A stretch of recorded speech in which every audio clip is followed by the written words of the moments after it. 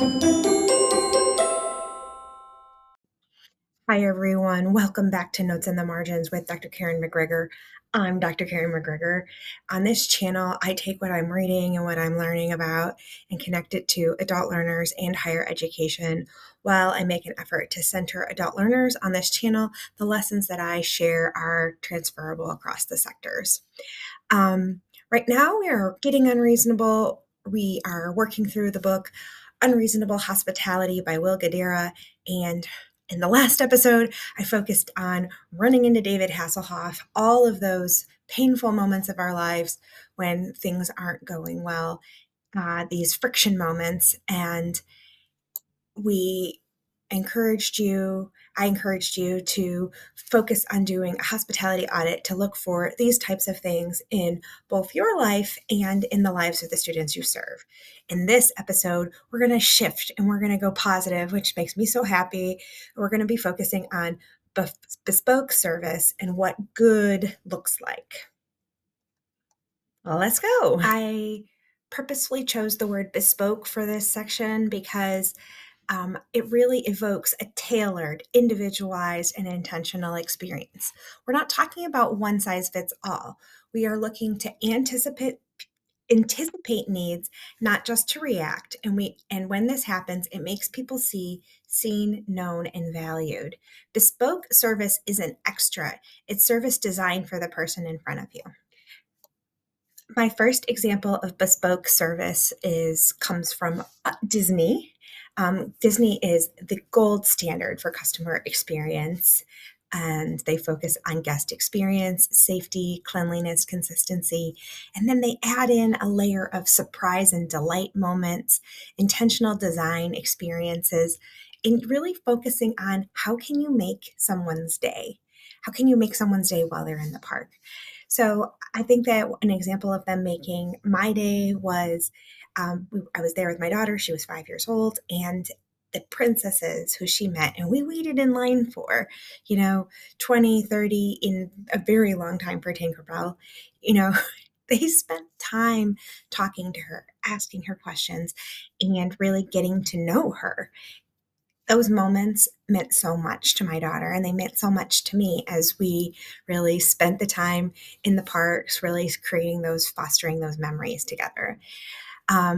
Disney started Disneyland because he was frustrated with poor park experiences. He wanted to build something better and more intentional. And a quote from Disney that really embodies this is, do what you do so well that they will want to see it again and bring their friends. And from the amount of people who are flocking to the parks each year that this is really being enacted today.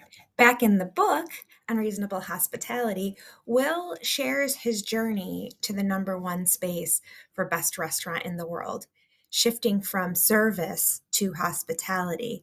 Their team began to focus on personalization, memory making, and making going to dinner at 11 Madison Park an emotional experience. They adopted a one-size-fits-one mindset. They started to notice small details and acted on them.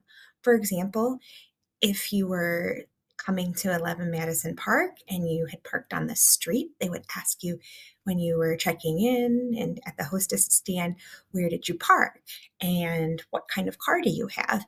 And then the team would go out and feed your meter for you.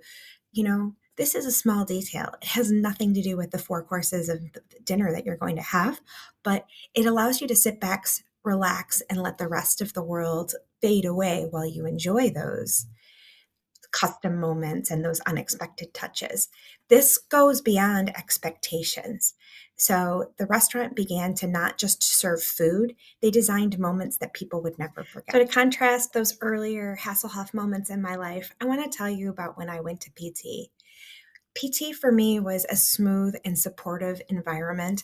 I felt known, guided, and cared for, starting with the first minute that I walked in the door, which was special because they had for me, the person who greeted me wasn't actually a person. It was an adorable dog named Gus.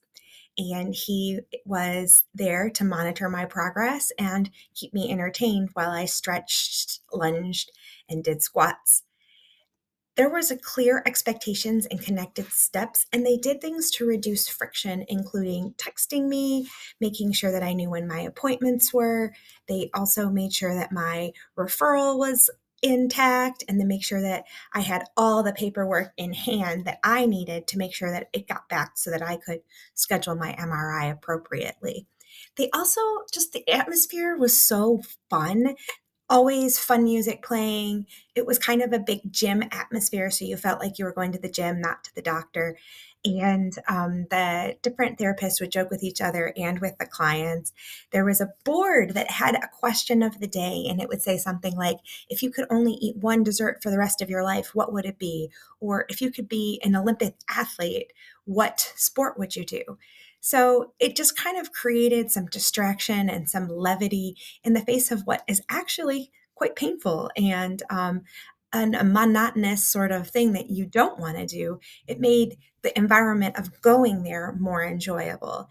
It's not just that it worked, it felt easier or it felt more human while I was there.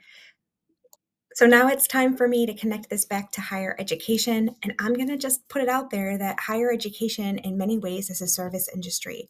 While we're equipping students with skills, competencies, and knowledge that will help them be successful in their lives, we are also providing service to our students. And students are choosing where to enroll, where to stay, and ultimately how they persist. And then I just want to point out something else. The price point of higher education is expensive. We have a fine dining or a Disney price point. And so, with this high cost, should be some high expectations. Students could be doing literally anything else. Other programs at other institutions or other life paths. So, bespoke service in higher education really should be focusing on connection, belonging, retention. If we charge a premium price for education, we owe our students a premium experience.